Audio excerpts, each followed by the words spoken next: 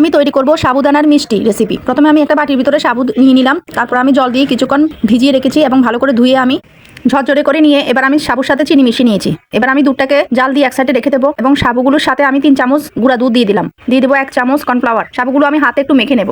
একটা কড়াইতে আমি জল গরম করে চিনি দিয়ে শিরাটা তৈরি করে নিচ্ছি। এবার আমি সাবুগুলো মেখে কয়েকটা কালার করে নেব।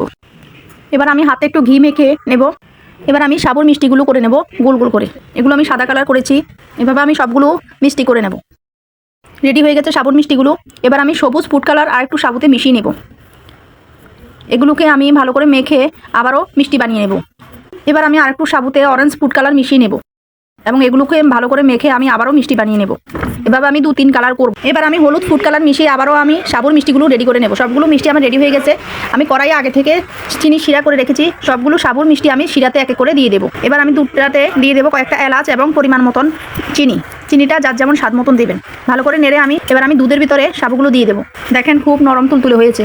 এবার আমি দুধের ভিতরে সবগুলো মিষ্টি দিয়ে আরও কিছুক্ষণ রান্না করে রেসিপিটি নামিয়ে ফেলবো। সাবুর মিষ্টি রেসিপিটি ভালো লাগলে অবশ্যই